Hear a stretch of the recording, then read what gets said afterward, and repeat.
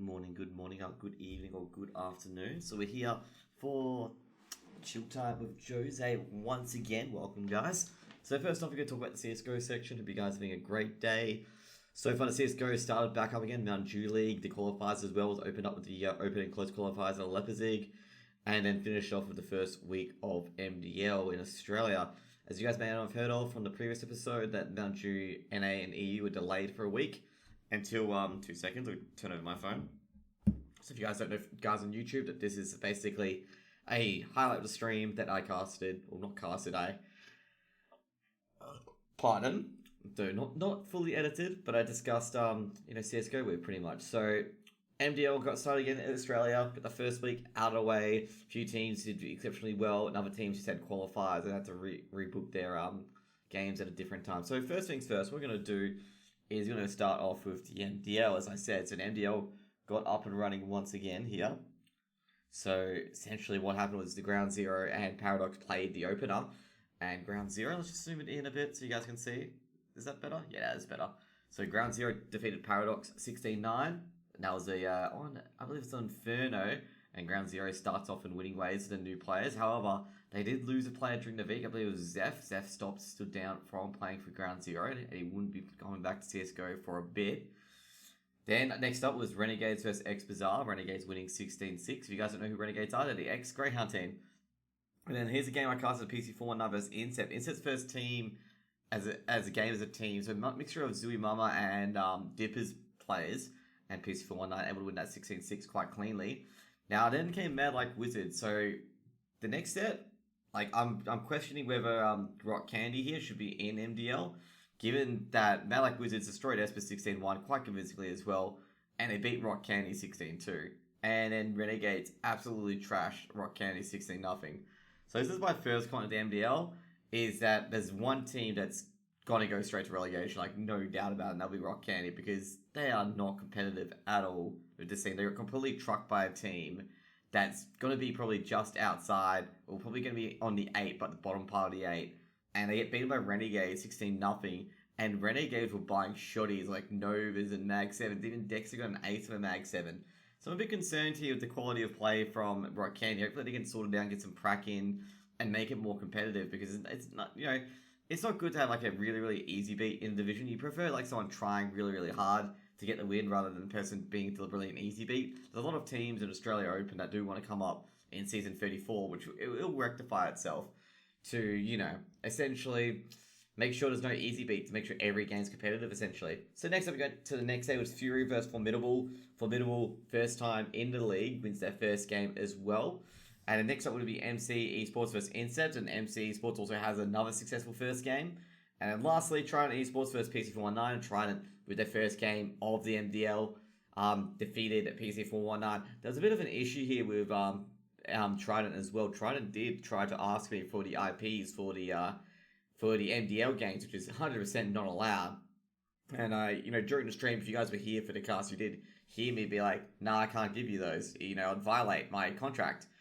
And of course, they stopped, and they didn't ask me again. And I think they got a talking to after that, because you can't do that sort of stuff, like trying to pressure casters to give you a GoTV IP, which I said no to. So Trident, even though that little thing happened, Trident did defeat PC419 quite convincingly as well. They shut out Doom from playing. Doom had 38 ATR. Basically, Doom is PC419's major AWPer. And this has been a pretty successful first week of MDL, minus the Rock Candy games. The games are pretty close, about above average, quality as well. And most of the games were quite exciting as well. Even though that the score lines may seem one-sided, I think the Formidable and Fury game would have been definitely game of the week, given how close that got. And Fury could have actually won the game, but they just let a few rounds slip away on, I believe it was Inferno actually. No, it was Overpass. They just let a few rounds slip away. And winning T-side, I think it was they won T-side Overpass. Yeah, they did. It's just oof when you lose T-side Overpass. They got 9 versus 10. No, that can't be right. They won 3 CT side and 9. What? It has to be a 5. Okay, that's odd. So it must have been. I'm so confused. How does that even make sense? So they won 6 Okay, so that was CT second. Okay, then they won 6. Okay, I have no idea. This thing's borked. Okay, so let's get to the next part, which will be the qualifiers. So there'll be a lot of qualifiers during the weekend. There was the Katowice qualifiers during the week for Australia, and 2 Leipzig qualifiers as well. So let's get into that. So let's go to the European qualifier first. So Europe had about 2 slots, had 2 slots to go into. So basically these were the final 8 teams. So the open teams were Diffuse Kids, Skade, Game of Youngsters, and Team Secret. Out of the open teams, somehow Diffuse Kids made it past Cr4zy, which was an exceptionally close game, and it was actually the people in the Mad Lions game, were waiting for it, and it was actually Cr4zy, I believe, got reverse sweep. Yeah, they did, and these were all incredibly close games: 16-14, 16-13, 16-13, and the Dutch team, got through in the quarters. Now, another almost upset here was definitely with Skade as well. Skade won the first map, Dust 2, 16-7, and they won the first half 13-2, and had Mad Lions in a massive hole. Fortunately, Mad Lions were able to eke out the next 2 maps, 16-10 and 16-4. But the Mad Lions looked dead and buried because Skade were actually up, I think, about 10-8 on Nuke. And they looked really dead and buried, Mad Lions. And I was like, everyone's actually spooked that they were going to be knocked out there and then. However, they did recover, and then they beat the Fuse Kids in the semis to get that spot at Leipzig. And that's where I'll be next week watching this team play. Next up was the upper half, which was Team Heroic, Team Secret, Heretics, and Youngsters. This was an incredible game. I casted this game I think it was triple overtime, and oh my heavens, this was like such a treat to cast in such a game. All these things were 14-16s, 14-16s, and both teams, trying to win desperately, and this other team just finding, that extra gear to pile on top of them, pile on top of the other. Game of Youngsters really should have won a lot earlier as they 3-0 CT side, and then lost 3 straight T sides, and then won the resulting T side on the next set of 6. So they beat Heretics. Heretics not looking the goods with those replacements there, with taking in XMS for David P. XMS didn't look that great, to be honest. He got some decent stats, but didn't look that great, like that firepower to replace David P with. Jane was pretty decent, and Lucky was very good as well, and so was Maka. Kiyoshima, though, he didn't play that well either, which is pretty unfortunate to see. So now with Team Heroic and Team Secret, pretty close games overall. As you see with the European, qualifiers, they're actually quite close, Heroic versus Team Secret. And then the Gambit, Youngsters versus Heroic. Heroic were just outclassing Gambit everywhere. I think I casted only the first map and went to bed.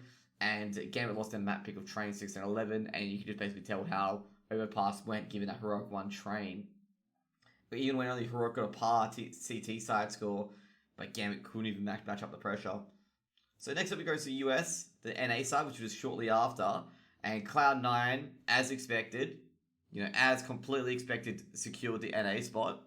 So Cloud9, basically the big part was the semi-final here, between Cloud9 and Complexity. The bottom bracket was really, really weak, like very, very weak compared to Cloud9 Complexity bracket. Basically, these 3 teams are ESL Pro League, pretty much, and I think E United is as well.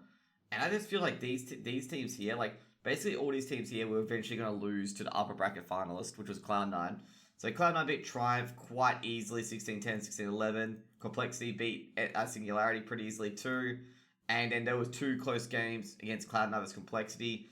People were trying to act like Cloud9 completely thrashed Complexity. This was probably the closest game the entire NA qualifier. Like, this was probably a real grand final compared to Cloud9 E United. So basically, Cloud9 won, and we'll go to Leipzig as well, and they'll be watching them play as well. So next up was the Katowice qualifiers, which was a double elimination bracket. So basically, there was the 8 qualified teams, which was Renegades, Airborne, Ground Zero, Paradox, PC419, Avant, Order, and X Genuine. Well, we called them Team for short. So Renegades sped through the upper bracket, getting easily through, taking down, Airborne, Paradox, and Order in a quick 2-0. Ricky couldn't really highlight here for Order, as Renegades they're just a tier above the rest of the Australian competition at the moment. Ground Zero got put to the lower bracket early. A lot of teams that, are pretty decent got put down to the lower bracket. Even Team as well got 2-0 by Order. So then we get to the lower bracket. Airborne took out Ground Zero, and Team said goodnight to PC419, as I show that. So then we go to the next upper bracket. Avant taken down by Order, and Avant got quite further as well. Same with Team, took down Paradox, and then eventually Team took out Avant as well, and then took out Order. Some guy on Twitter today went on a full tirade saying that Team were a bunch of hackers since they lost 2-0 to Order early on and somehow beat Order 2-1. That means Team must have been hacking. It is the most psychotic kind of like betters argument I've ever heard. Like every better seems to do this where the other guy must be hacking when, you know, a team that's not expected to win wins. Upsets do happen in CSGO, believe it or not, guys. Believe it or not, it does happen. So then Team versus Renegades, they won the first map, then basically they lost the last two, and it was all pretty close. Train went 16-14 to Team. Team won the T side of Train to win, by the way. To win, which is quite incredible. And, yeah, that's amazing. 9-6 on the T side to win. That's pretty good. They lost us to an Inferno in a similar fashion as well, 16-12, 16-12. And, you know, that's Katowice qualifiers, and Renegades will go to Katowice, which will be the next IEM or Intel Extreme Masters. And that'll be on, I think it's during February, March. I'm not entirely too sure, but I'll just double check quickly. You can actually go in here and check. Where is the IEM Masters? Where are you? There we go. I think it is in late February. Yeah, late February, March. So it's going to be at Katowice in Poland. And guys, go to the next tweet. This is like breaking news, by the way. This is from Nell, one of the French journos from 1PB. So what's happened is that the majors have changed. There'll be no more legend or challenger status after the Rio major. So there'll be no, like, if you're legends, you go into the major itself. If you're a challenger, you'll be in the playoff, basically, to get into the major. And also, yeah, there'll be nothing like that anymore. And instead, it'll be dependent on rankings determined by ESL, I believe. So that's what I think it is. Where is it? So it'll be like basically the top 8 will be Legend. The top 9 of 16 will be Challenger, regardless of the thing. And then 8 teams will qualify from EU, NA, Australia, and Asia. Probably going to be 3 slots EU, 3 slots NA, 1 Australia, 1 Asian, basically. That's what I think I've got to go down to. So Nell thinks it's a pretty bad format, you know. Really, really bad format. You know, it's not a good idea. We'll see. But it's exciting. A good change of terrible format we have today. At least it's good. Blah, blah, blah. I'm afraid Teal will invite bigger orgs. They have no major slots just because they have big orgs, complexity, OG, and whatnot. And that's what a lot of people are afraid of, that the big orgs will be invited even though they necessarily don't have a good team, and they'll get boosted up in the rankings and get invited to a major even though they're not exactly a good team. And I do agree with him talking about OG and complexity not being good teams. There are many good teams who don't have massive money backing them like complexity does, and they're doing a lot better than complexity. So that's the new news update, is that Valve have changed it, that the top 8 will be Legend and the top 9 to 16 will be Challenger.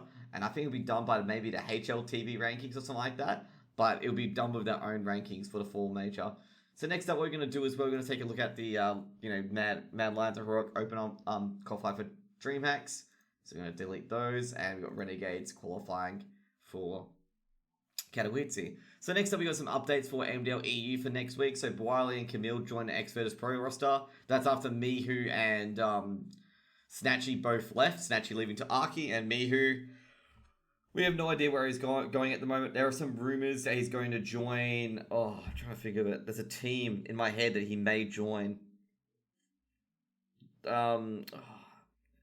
Apparently he's going to join an NA team, apparently. Not terribly too sure, because there's been a team circulating and they've been sniping out players, and Mihu was one of those mentioned. I can understand that this team wanting Mihu in it, but I just couldn't figure out, who would it be? But, Mihu would definitely be a good fit in the team, and also definitely has good English, so it could be in any English team. So we'll see what happens. We haven't got any confirmed information yet on who he's going to get signed with, but he's definitely getting signed with a top US team. That's what I was told, basically. Top US or top EU team, which is kind of crazy, to be honest. And talking about crazy, we'll talk about that later with what happened to Cr4zy, the team. So yeah, Mihu, that's one player who left, and Snatchy's gone to Arky as well. But, what happens next, it won't be too good for Arky. So if you guys don't know, Chiefs in Australia have seemingly gone radio silent. A lot of people think Chiefs are going to withdraw from the MDL and AU, which is really, really terrible news, given that Chiefs is one of the biggest esports organizations in Australia. And to see them, go away won't be good. We have often Blitz moving from Chiefs to Avant. So Avant have also registered themselves in the AU Open as well. So we'll lose the Chiefs, but be replaced by Avant, another strong Australian organisation in the MDL with the weeks to come. They might even take a spot in the MDL right now with one of his teams being Catman basically stating, "Oi, guys, we want to be forfeited out the league, we forfeit our license, please bring someone else in." And that's what they said in one of the match discussion pages. So as we see here, often Blitz coming in, Soju being replaced. So basically, Avant will gather Ofnu and Blitz, and J-Russ still will be on the bench. And I believe Chiefs are Cr4zy and Texter, but they'll be moving on quite shortly. And also Ferg, the Chiefs coaches joined MC on the MC roster, which is forget the thing. G'day, like what's up? So they've joined the MC ESA roster, so I'm very sure that Chiefs are dead in Australia, and Avant have announced that too. So next up, what we've got here. Do I see myself here? I don't actually see myself here. That's odd. Oh yes, because I'm not live yet. So here we go. Now, this is the big news as well, that Cr4zy has agreed to sell the CSGO team. So they've sold the CSGO team to an NA org for over at least 1.5 million.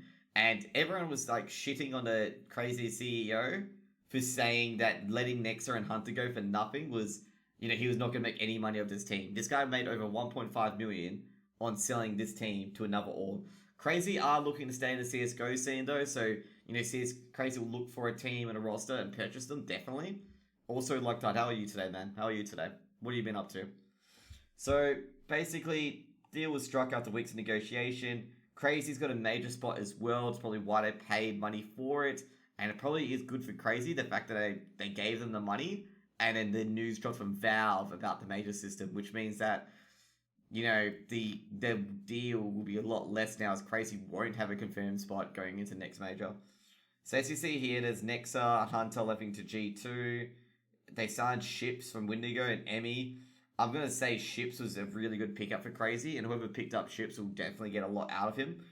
And that's what their roster they're losing is Letney, Esperanto, Otto, Emmy, and Ships, and Neil M as the coach. These three players, Otto and Esperanto, probably be easily worth 1.5 mil over time, because these three are very, very good. Not sure about Letney and Emmy, but you can easily replace them with any other players as well and keep the major spot.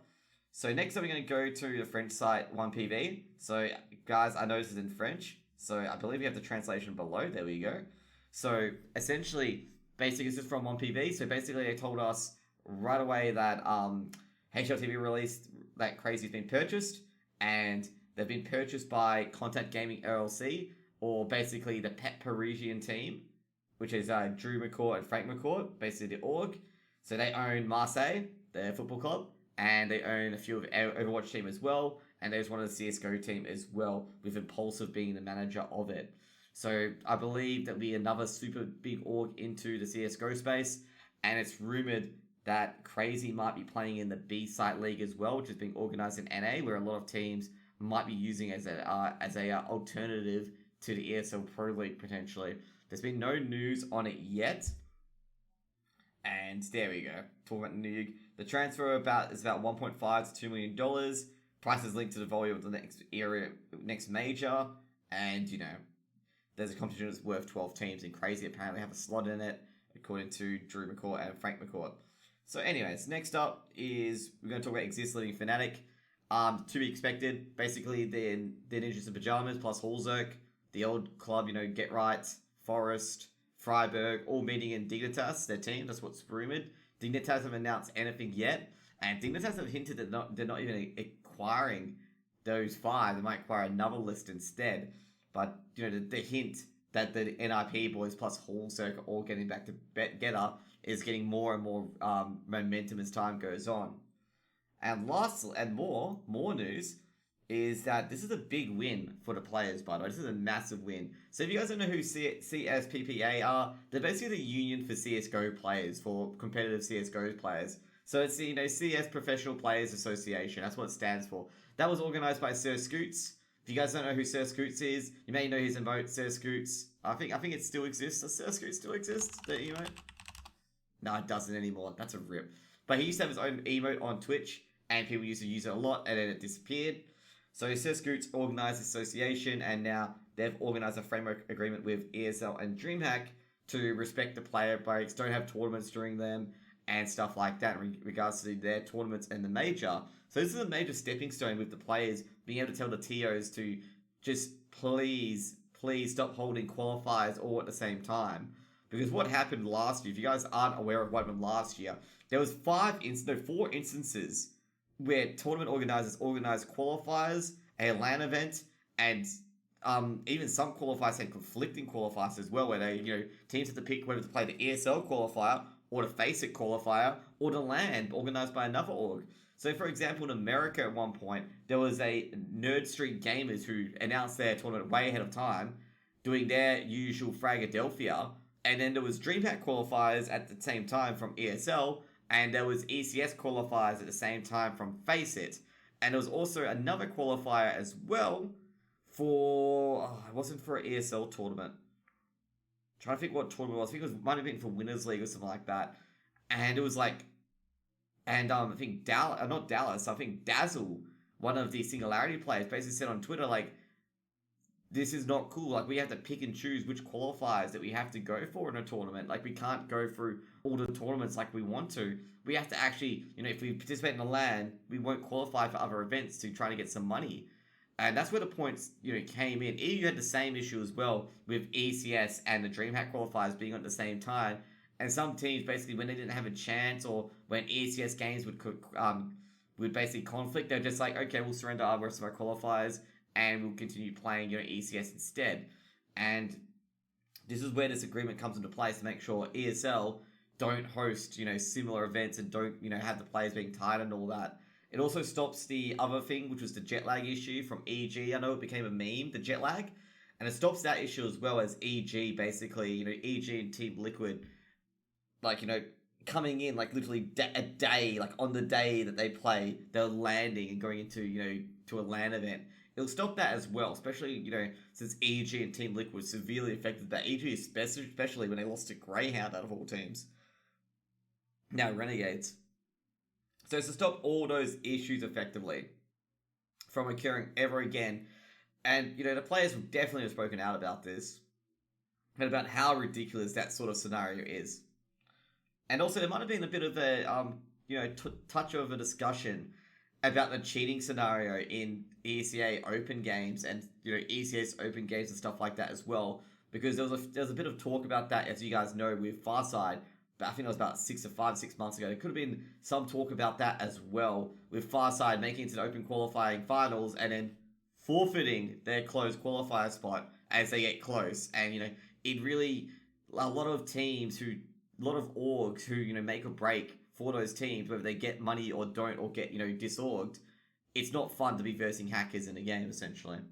Farside have been banned, just in case you guys have been wondering. They're now, confirmed cheaters by ESEA, confirmed cheaters by FACEIT, and I'm not doing anything wrong by saying they're cheaters. They've been, proven by ESEA, now and proven by FACEIT. So next up, we've got the, next up was the most weird benching of all time, which was Fugly. So if you guys don't know, interesting little ad there. But Fugly got benched from Envy. So, if you guys don't know, basically Envy have been getting absolutely destroyed in tournaments and haven't even been getting into close qualifiers or open qualifiers. And it's been a bit disharmonious, and this will give you an idea why. So, Fugly got benched, came to his attention on 14th of Jan. He had no idea that he was being benched. And there's probably some point where he should have known when he was being benched, basically. And, yeah. So, basically, he was dealing with this over for a month. So, basically, let's just read the story. I still ignored and kept in the dark all the season, which is my issue. Don't care in the slightest. I was moved to the bench. I just care how it happened. So, this is happening all most of the time for my players. Also, when I talk about Team Envy, I mean the GM, not Hastro. So, August, I'll set up the whole Sonic situation. So, let him being cut. If you don't know, Sonic got cut and joined ATK. Arguably a better org, and now he's in Cloud9. So he was struggling a ton of practice and officials. It was obviously we weren't getting any better. People started to get frustrated in the team, including myself. I was already thinking that our foundation, everything we built isn't right. We need to change. We felt the best approach was getting rid of Nifty.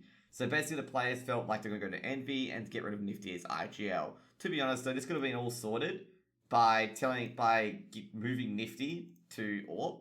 Or telling Nifty that to switch the IGL around basically so he wasn't in the IGL role. But they went behind us back, which is probably a reason why all these players got cut, to be honest. I would not say who approached who, but eventually after 2 or 3 days talking, we decided to make a WhatsApp group with everyone besides Nifty. So this is like really Snake here. And everyone felt one person was a good idea. So the team felt it was a good idea to talk to Nifty or talk to the GM of Envy to replace a Nifty as RGL, someone else potentially. Or, basically someone within the team. Maybe Sonic or maybe one of the other players as well could take RGL duties. So we need everyone to feel this right move so we can go to Envy and let them know. The next day, after the WhatsApp group chat was made, somehow Nifty found out about it and immediately cut Sonic. So Sonic got cut immediately by Envy for that, which I have no idea why, because Sonic was arguably Envy's best player at the time. So no hesitation, no talking to anyone about it. Just went to practice and heard he was cut, and now he looked for another player. Everyone else was just as surprised. There's no discussion about it, and that was final. I know that if we ever go to Envy about this, it would have not ended well for anyone but Nifty. So in other words, like they were going to go to Envy about switching to IGL role, but they decided not to after Sonic got cut almost immediately. So he basically Fugly chose Team Envy because blah blah blah. He had 2 offers. He has a place in Arizona, and basically he wants to stay there because he's paying a mortgage. He doesn't want to go to another state, pay rent, mortgage, and all that stuff for his current house that he has. So they started hinting that they need to move to their facilities in Feb 2020. Blah blah blah. They said that he needs like money, because he doesn't have any money at the moment because he's paying a mortgage. And, he's going to do, see here, I pay rent on top of utilities of what I pay in Arizona. So as you can see here, so he talks about it. And this is why he didn't, wanted to make sure he had money, like they had money, they were giving him money and paying him to move over before he went. So he comes on, break is happening, and he gets another call that he's moving, it's official. And he says either he moves to Dallas or gets kicked off the team. He basically said, I'm willing to move, I just need a bit of help. And he, got his quota to set him out. That was guaranteed. So basically we're doing all the plans and stuff like that. Ryan, basically what they're doing, they're going to get rid of some players on the team to build a new core. So they talked to Ryan. Ryan's another player that has 2 ends. And who should we keep? We talked about Android, who I love, but we're on defense with. Android wasn't playing that well at that time. And so basically we're discussing who was going to be off the team and stuff like that. So I think they made a choice that Android was going to get benched as well. And then Eli got cut from coach and the CS manager's position. And no one had any idea again. With each what the fuck stream of yours, I join and I grow stronger. G'day, NA Merger Man. So, December 20th, get another call from Nifty. No news about Android yet. Ryan has not been contacted from Nifty. We just talked about me moving. Enough ready not to commit to Dallas. He says yes. And he was looking to hear back from Envy about it. So, small story short, is that Android got cut again without no one knowing, even though they talked about it. Ryan had no idea again, and he just found out at the same time. And then basically, January comes along. Basically, they talk about which players they want to pick up. And basically what happens 8th of January, asks for another update. He still hasn't got anything back yet. And then, essentially the core is going to be me, Nifty, and Ryan. And he shows me everything's going to plan. And, they're going to get some EU players as well, potentially. And then basically enough January that, he got asked when he's going to be moving. He said, I'm moving soon. And then, he's waiting for Envy to pay him money to move because he said he needed to be paying money. And Envy said, yeah, we'll do that. And then basically what happens that he got moved to the bench and cut from the roster. And Ryan had no idea. So basically, just a story point, just a story point here, according to Nifty, to Fugly's story, is that Nifty can't be touched in Envy, pretty much. Look at those virus field ads at the bottom right. Yeah, no shit. Trying to avoid clicking them. So basically, Fugly was debated thinking he's going to be moved for the entire month. The only area he's going to move was to the bench. And basically, Nifty's running the show at Envy, according to Fugly. So if players don't like Nifty's RGLing, they get kicked instead of Nifty adjusting his RGLing, which puts a really, really bad light on Nifty at the moment. And, yeah. So pretty much, they were looking for player options on the 13th, and he was being ignored. So, it's pretty interesting with Nifty and Envy. We'll see how much, what Nifty's side is to the entire ordeal, or what Ryan's side to the entire ordeal is, but Envy's in complete and utter chaos at the moment, and I don't see this team lasting that long, considering they've been putting up no results, players been cut left, right, and center. They're not even acting like a team, so I don't see how long this can continue. So, next up will be Archie disbands. Finally, they disband after just having fill-ins all left and right.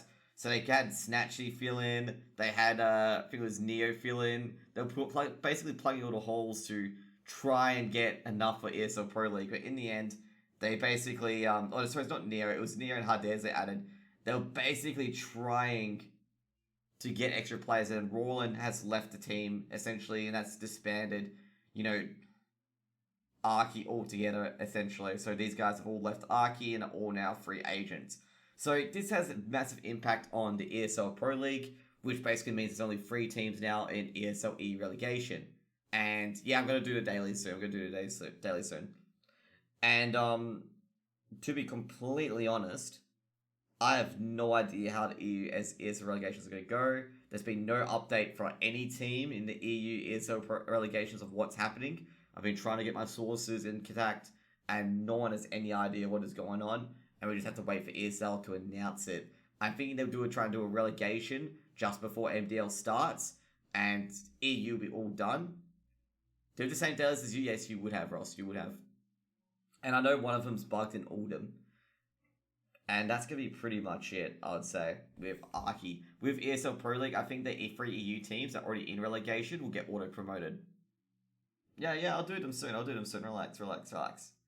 Next up is the most strangest one of them all, okay? The most strangest one, the strangest move ever, is that Pact are now going to play MDL Season 33 Europe instead of Mad Lions, who rescinded their license. I have no idea why Mad Lions have done this. Like, no idea. They're doing the same thing as Ents. Again. I don't know why teams are doing this. Like, I am so frustrated with teams doing this. They are sacrificing their ESL Pro League spot, or potential ESL Pro League spot, to go after big tournaments. This is the same thing Ents did. They dropped out of the MDL saying that, we can get invites to bigger tournaments because they, got to the semi-finals of a few tournaments. And then when Ents went plop, they had nothing to fall back on. And teams got to stop doing this. Stop going, we'll take out the MDL. The MDL is your core.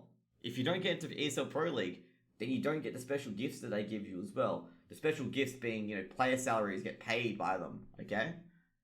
And I have no idea what certain teams are doing. They're literally giving away potential free wages by participating in other tournaments, hoping they win the tournaments as well. Because if they don't win the tournaments, then they have to go through the open qualifiers again, the closed qualifiers again. And Mad Lions are only being invited to the closed qualies. They're not being invited directly to events even. I just feel this is a wrong step for them. Pact will go back into an MDL. Pact probably didn't deserve to return to the MDL, but hey, they got the spot. And that's pretty much it. That's going to be pretty much it for the CSGO news. And I've got to say, it's been a wild week. So this week coming up, I'll be going to Leipzig on Wednesday. So I'll be at Leipzig DreamHack. I'll try to do some vlogs as well. So keep me added on Snapchat, Twitter, and Instagram as well. If you guys are watching on YouTube, subscribe to my YouTube channel. I don't think I'll get the vlogs uploaded onto there maybe until after I come back while I'm at the event. And, give a quick rundown of how I felt the games went and stuff like that. G'day, Murph, man. What's up? What have you been up to? So, basically, DreamHack Leipzig, I'll give, a quick vlog of how the game went if I did watch it. And how the day went as well if I don't, get to watch all the games, or the games are just all back-to-back. So I'll give you guys an update on all that. I'll try to put it as live as possible, just upload it quickly. And, well, that's pretty much it. So that'll be all for the CSGO news this week. Not much overall, other than a few qualifiers in the first week of MDL. Next week will definitely be more jam-packed when I do get back. I think we'll be combining 2 weeks into one. And, we'll see you guys then on YouTube. So see you guys later, YouTubers. Just make sure you subscribe to me at the bottom and like my video as well. And share it as well if you found it informative. And that's pretty much it. See you guys later. Peace out.